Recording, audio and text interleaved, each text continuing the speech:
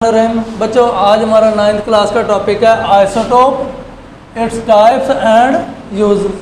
Isotope है क्या? Atoms of an element that have same atomic number but different mass numbers. यानी कि एक एलिमेंट है, उसके एक एटम के अंदर जो नंबर ऑफ प्रोटॉन्स की तादाद वो कांस्टेंट हो, नंबर ऑफ इलेक्ट्रॉन की तादाद कांस्टेंट हो, ठीक है, मगर उसके अंदर नंबर ऑफ न्यूट्रॉन की तादाद डिफरेंट होने की वजह से ये आइसोटोप बनते हैं। अब इन आइसोटोप का क्या है कि इनकी इलेक्ट्रॉनिक कॉन्फ़िगरेशन सेम होती है, हैव सेम इलेक्ट्रॉनिक कॉन्फ़िगरेशन। और इलेक्ट्रॉनिक कॉन्फ़िगरेशन नाम से वाज़ेह है, ये इलेक्ट्रॉन पर डिपेंड करती है। चूँकि हर आइसोटोप के अंदर इलेक्ट्रॉन्स की तादाद कांस्टेंट होती है, इसलिए उसकी इलेक्ट्रॉनिक कॉन्फ़िगरेशन भी कांस्टेंट होगी और या सेम होगी।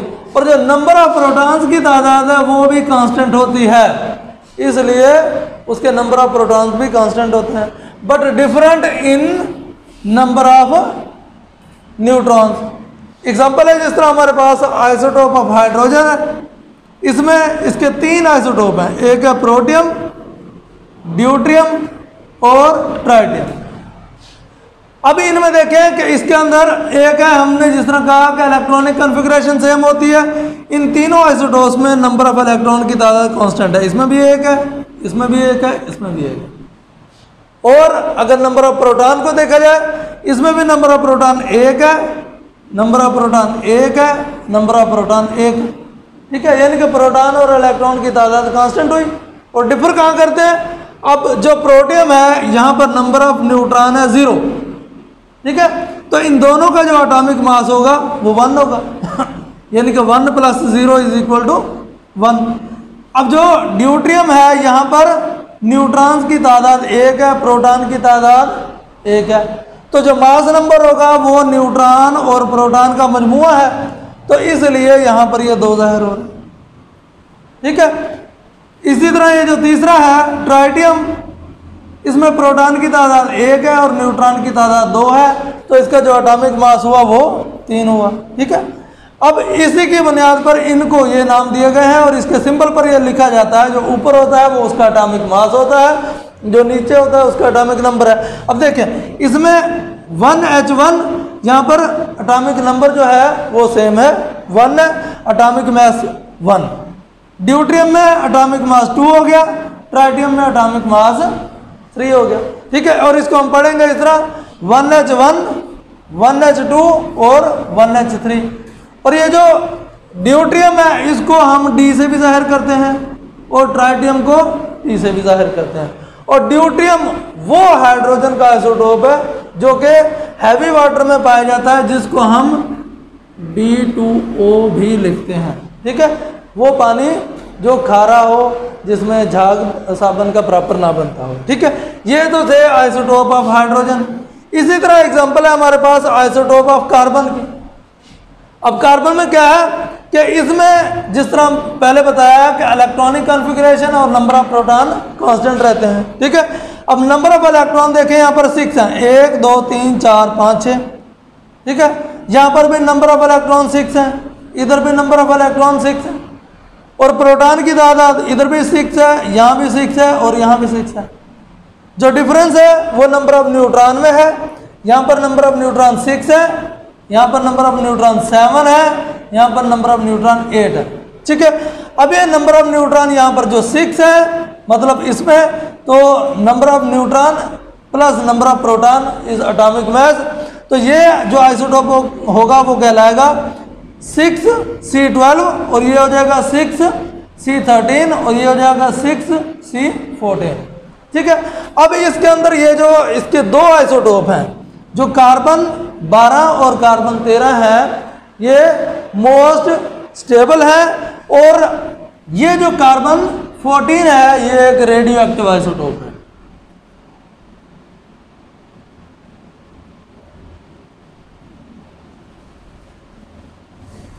ठीक है। और अगर इनकी अबंडेंस के एतबार से देखा जाए, जो अबंडेंस है ये कार्बन 12 की, ये है तकरीबन 98.9%, यानी कि सबसे ज़्यादा जो है नेचर के अंदर कार्बन 12 पाया जाता है, और जो कार्बन 13 और कार्बन 14 है, इन दोनों की परसेंटेज तकरीबन 1.1% है ओवरऑल नेचर के अंदर। ठीक है, अब एक और एग्जांपल है हमारे पास आइसोटोप ऑफ क्लोरीन के। आइसोटोप ऑफ क्लोरीन, इसके दो आइसोटोप है जिनका नाम है क्लोरीन 35 और क्लोरीन 37।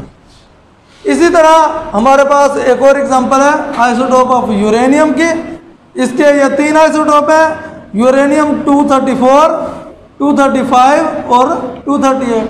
जो 238 है ये वाहिद आइसोटोप है जो कि तकरीबन 99% नेचर में पाया जाता है। अब हमने देखना है इसके आइसोटोप के यूजेस क्या हैं। सबसे पहला जो यूज़ है वो है रेडियोथेरापी। रेडियोथेरापी क्या है? Further treatment of cancer. एक इसके दो तरह के यूज़ हैं। एक है जिस तरह कैंसर होता है स्किन पर, बैरूनी कैंसर है, और एक वो होता है जो कैंसर जो जिल्द के अंदर हो, जो जिस्म के अंदर हो, जो बॉडी के अंदर हो। जो जिल्द के ऊपर है या जो बाहरी तरफ है वो उसका इलाज किया जाता है फास्फोरस 32 और स्ट्रोंशियम 90 के ज़रिए। जो फास्फोरस 32 और स्ट्रोंशियम 90 हैं ये लेस पेनिट्रेटिंग बीटा रेडिएशन खारिज करते हैं। अब चूंकि वो जिल्द के बाहर है तो इसीलिए वो लेस पेनिट्रेटिंग रेडिएशंस ही ज़रूरी होंगी। उसके बाद है further treatment of cancer with in the body. अगर जिस्म के अंदर है, जिस तरह कोलोरेक्टल कैंसर है, ठीक है, जिस तरह ब्रेस्ट कैंसर है, तो इसके लिए क्या होगा कि स्ट्रांगली पेनिट्रेटिंग गैमा रेडिएशंस इससे कोबाल्ट 60 से खारिज होती हैं, तो इसीलिए फिर कोबाल्ट 60 यूज़ होता है for the treatment of cancer with in body. उसके बाद अगला यूज़ है tracer for the diagnosis and medicine. अब इसका बतौर ट्रेसर इस्तेमाल है, use as tracer for the tumour diagnosis. अब इस तरह के केमिकल मसलन ये आयोडीन का है, जिस तरह iodine 131 diagnosis of goitre in thyroid gland. ये थायराइड ग्लैंड यहाँ पर गले में मौजूद होता है। बाज़ औक़ात आपने कभी न कभी कहीं पेशेंट्स को देखा होगा जिनकी ये जो गर्दन है वो स्वेल हुई होती है। उसमें यह है कि यहाँ पर जो गोइटर है वो बन जाता है, यानी कि उसकी गर्दन फूल जाती है, उसमें आयोडीन की कमी होती है। तो उसके लिए आयोडीन 131 को यूज़ किया जाता है। वो यहाँ आकर पेनिट्रेट करते हैं या वहाँ आकर रुक जाते हैं, ठीक है। और दूसरी इसकी एग्जांपल है जो technetium for the monitoring of the bone growth, यानी कि हड्डियों की बढ़ोतरी के लिए इसको एज अ ट्रेसर इस्तेमाल किया जाता है। उसके बाद है आर्कियोलॉजिकल एंड जियोलॉजिकल यूजेस क्या हैं। To estimate the age of the fossils, चाहे वो डेड प्लांट्स हैं, चाहे वो एनिमल्स हैं, या पुराने कदीम ज़माने के स्टोन्स हैं, और उनका ये पता लगाना हो कि ये पत्थर कितना पुराना है, इस पत्थर की उम्र क्या है, इस हड्डी की या इस कोयले की, जिस तरह कोयला है जो कुदरती कोयला है वो कितना पुराना है।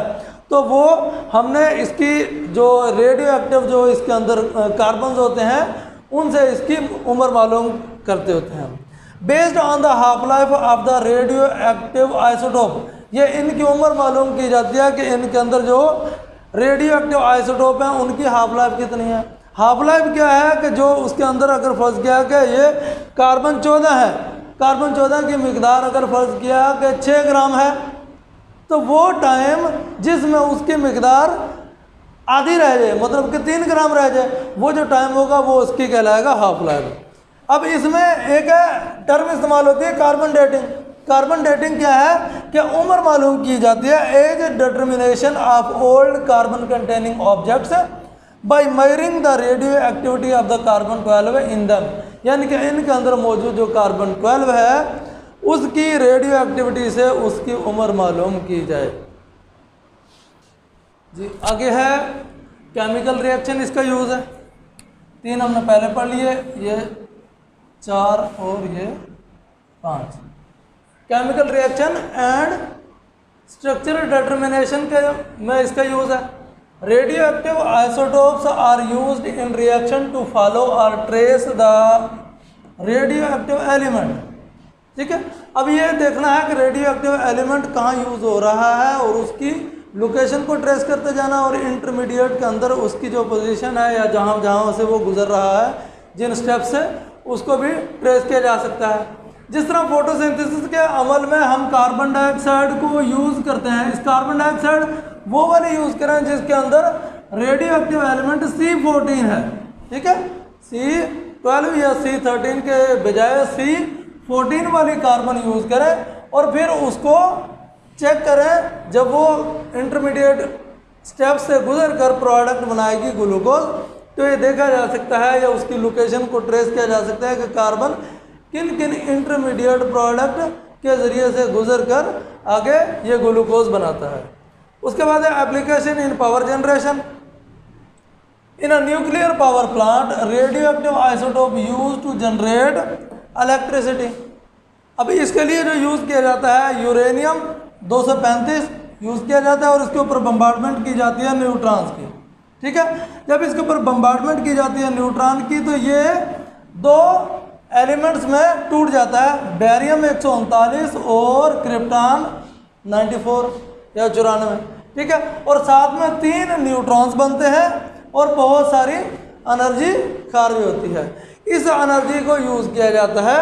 The huge energy is generated to convert water into the steam. जो ये एनर्जी जनरेट हुई है ये पानी को स्टीम में बदलती है और यही स्टीम होती है जो कि टरबाइंस को चलाती है, which is used for the driving turbines, और इन टरबाइन से फिर जनरेटर चलता है और इलेक्ट्रिसिटी प्रोड्यूस होती है। और ये एक एटॉमिक एनर्जी का पीसफुल यूज़ है। Peaceful use of the atomic energy is that the application in power generation.